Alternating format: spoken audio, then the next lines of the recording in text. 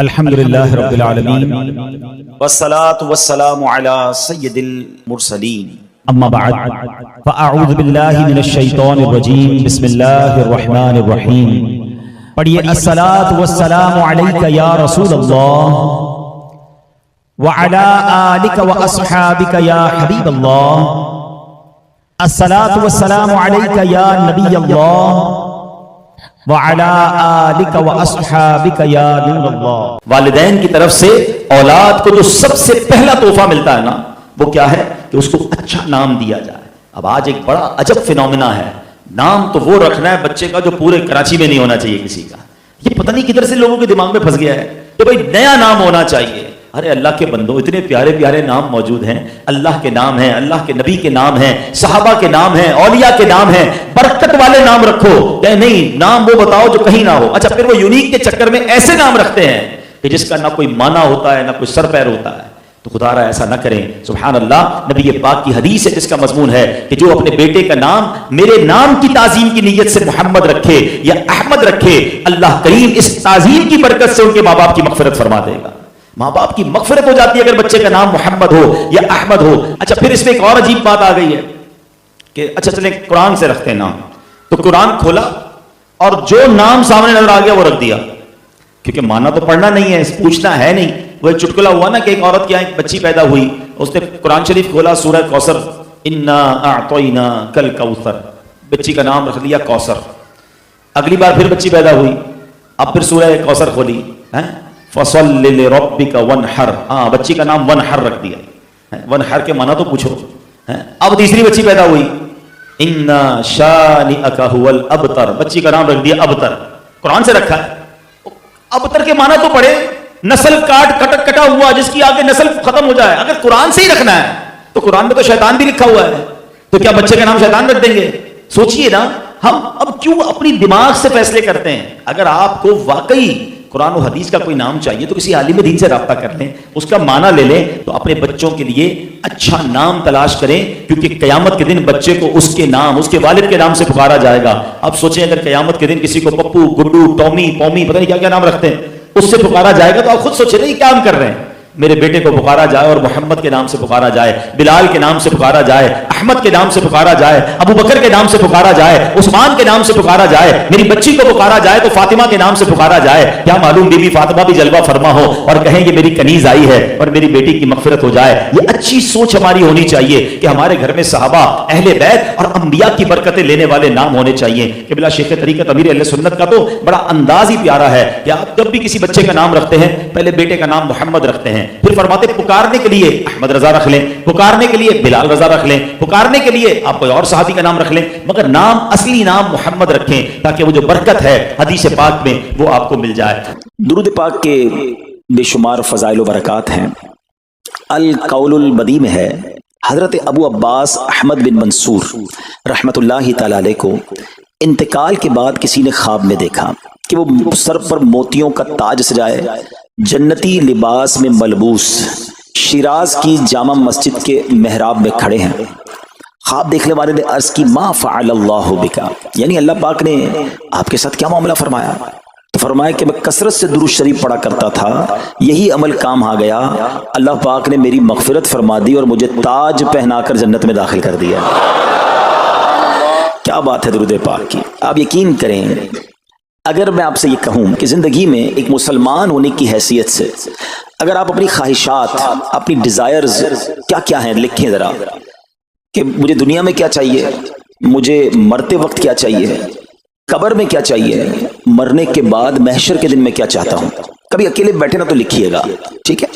اور اب میں آپ کو بہت ساری حدیثوں کا کچھ نچوڑ پیش کرنے جا رہا ہوں، سنتے جائیے اور سبحان اللہ بھی کہتے جائیے۔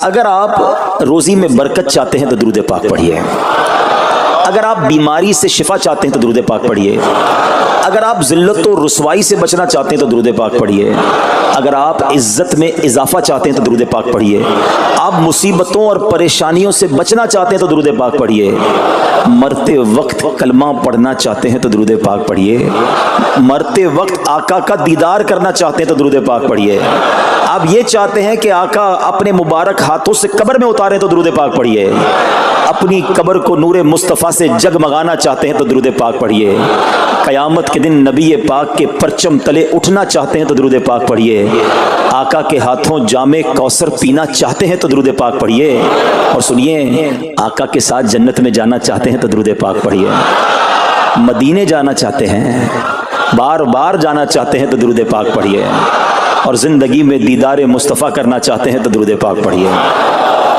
کچھ باقی رہ گیا؟